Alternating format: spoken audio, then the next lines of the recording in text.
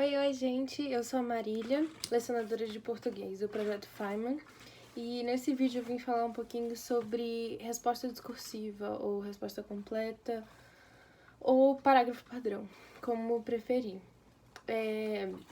Eu falo que resposta completa e parágrafo padrão são sinônimos, porque o parágrafo padrão nada mais é do que um parágrafo em que eu vou ter uma estrutura de um texto completa num parágrafo, né? Eu tenho que ter começo, meio e fim, eu tenho que ter frases bem organizadas e tudo direitinho. E a resposta completa nada mais é do que isso. É quando você cria um texto completo numa resposta para responder uma outra coisa, né? A resposta ela não pode ser dependente da pergunta. A pessoa só ao ler a resposta tem que entender, tipo, conseguir inferir o que estava sendo perguntado. E eu acho que essa é uma das grandes dificuldades, das pessoas de entenderem o sentido da resposta completa. É que ela tem que ser independente da pergunta. Então você não pode continuar, assim, você leu a pergunta e você vai escrever como se com a pergunta na cabeça. Você tem que pensar que quem vai corrigir não vai estar lendo a pergunta, ele vai estar lendo só a resposta. Então ele tem que conseguir lembrar. Uma coisa que pode ajudar é, tipo, pensa no colégio militar, né? Que são, sei lá, 400 alunos na nossa companhia. Mais do que isso, né? Mas 400 alunos. Imagina, se um professor tivesse que corrigir os professores de sociologia, por exemplo, quando tem que corrigir a E. É o único professor para corrigir a E de 400 alunos. Então, mesmo que sejam só 2 questões discursivas por aluno, são tipo 800 questões para eles responderem. Então, se eles fossem parar toda vez para ler o enunciado de cada prova, mais a resposta, tipo, a gente não ia receber a E nunca. Mas então, pensa nisso, né? Tipo, que eles têm que entender o que está sendo perguntado também está sendo referenciado na resposta. E aí tem alguns, tipo, detalhezinhos que são importantes para você construir a resposta completa, né? Que é não começar com porquê, pois, por isso. Qualquer um desses conectivos não pode começar a resposta completa com isso. Você está começando um parágrafo, então nenhum parágrafo você começa dizendo por que o Brasil foi descoberto em 2000 e... Sabe, tipo, não faz sentido, a não ser que você vá fazer uma pergunta retórica. Mas é só você pensar que essas palavras são conjunções. E qual que é o sentido de uma conjunção? Uma conjunção ela serve para ligar períodos ou parágrafos, ligar elementos de um texto. Se você está começando o texto, você não tem o que ligar ele a nada ainda, porque você está começando.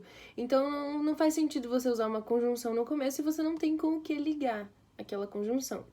Então não pode começar com esses elementos, conjunções, não pode começar com sim ou não. Se você precisa dar uma resposta de sim ou não, um professor já me explicou que por exemplo, tá perguntando, sei lá, você gosta de laranja? Aleatório. Aí você responderia, tipo, eu gosto de laranja, vírgula, sim. Ou então, eu não gosto de laranja. Tipo, um exemplo muito tosco, mas assim, não começar com sim ou não em hipótese alguma. Também, por você estar iniciando um texto, você tem que dar espaço de parágrafo como se fosse fazer um parágrafo normal numa redação de Enem, por exemplo. Então, a translineação, a questão da rasura, do espaço dos 2 dedos para começar o parágrafo, tudo isso conta numa resposta discursiva, numa resposta completa. E pode ser que isso não seja, tipo, eu vou fazer o PAS, eu vou fazer o Enem, então isso não é importante para mim porque são provas de múltipla escolha. Mas quando você treina a resposta discursiva, o parágrafo padrão, você tá também treinando escrever textos e a redação. No PAS não é tão importante, mas no Enem é fundamental você ter uma boa nota na redação. Então, é importante a gente treinar, né? Como a gente não tem muitas produções no colégio, então o que nos resta é treinar a resposta discursiva que seja, né? E então a questão das rasuras, a rasura ela tem que ser só com um traço, não tem que botar em parênteses, fazer um risco gigantesco nem nada. E uma coisa que me ajuda muito é pensar em períodos curtos. Período nada mais é do que uma frase, né? Uma frase que tem verbo. Então, quando a gente coloca... Porque, às vezes, quando a gente quer escrever um período muito longo, aí fica aquela coisa, né?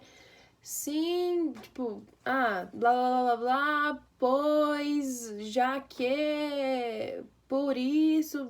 Às vezes fica um negócio gigantesco que quando chega no final que você vai colocar o ponto, você não sabe mais nem o que tava falando no começo. Então, o ideal é você escrever com frases curtas e objetivas, tipo, coisas rápidas mesmo.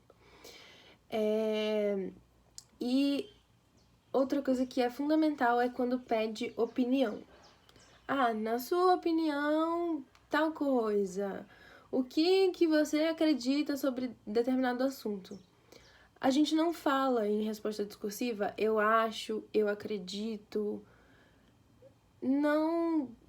Porque. Pensa numa dissertação. Uma dissertação é um texto expositivo argumentativo que você tem que dar a sua opinião.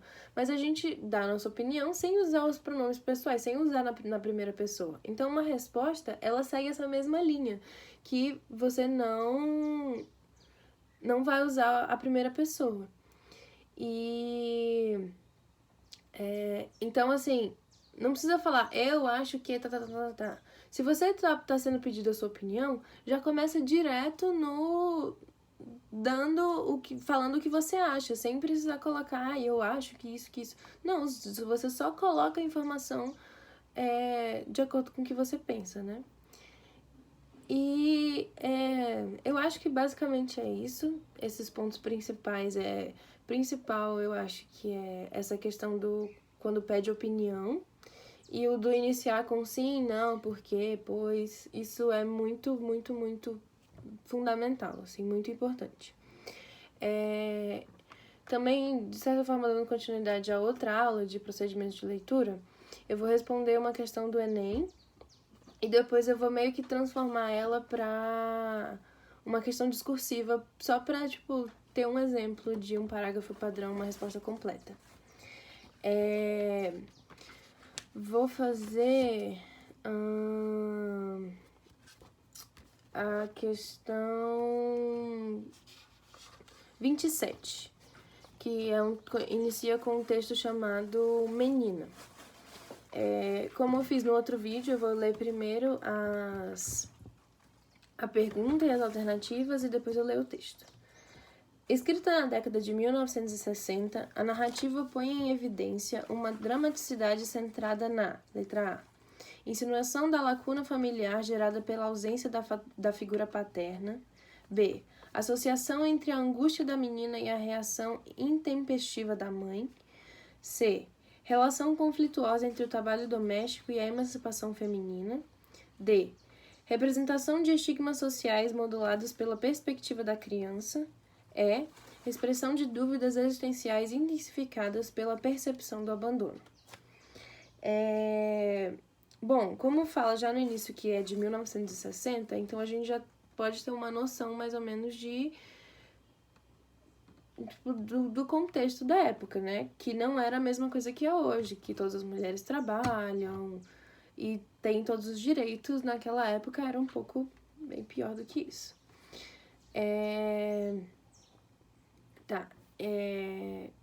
O texto, né?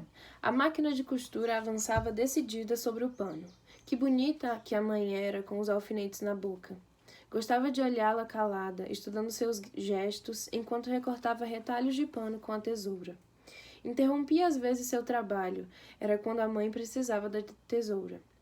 Admirava o jeito decidido da mãe ao cortar pano, não hesitava nunca, nem errava. A mãe sabia tanto. Tita chamava-a de... Como quem diz, tentava não pensar as palavras, mas sabia que, na mesma hora da tentativa, tinha-as pensado. Oh, tudo era tão difícil. A mãe saberia o que ela queria perguntar-lhe intensamente agora, quase com fome, depressa, antes de morrer, tanto que não se conteve e... Mamãe, o que é desquitada? Atirou rápida como uma voz sem timbre. Tudo ficou suspenso. Se alguém gritasse, o mundo acabava ou Deus aparecia. Sentia Ana Lúcia. Era muito forte aquele instante, forte demais para uma menina. A mãe, parada com a tesoura no ar, tudo sem solução, podendo desabar a qualquer pensamento.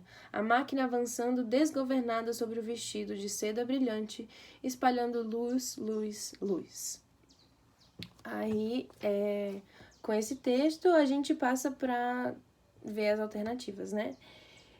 A letra A não pode ser porque não fala, assim, explicitamente do pai, nem fala nada sobre, fala só de uma admiração da menina com a mãe, então não tem muita relação a letra A.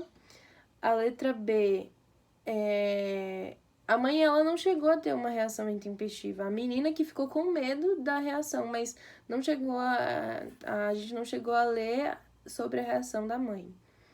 Relação conflituosa entre o trabalho doméstico e a emancipação feminina.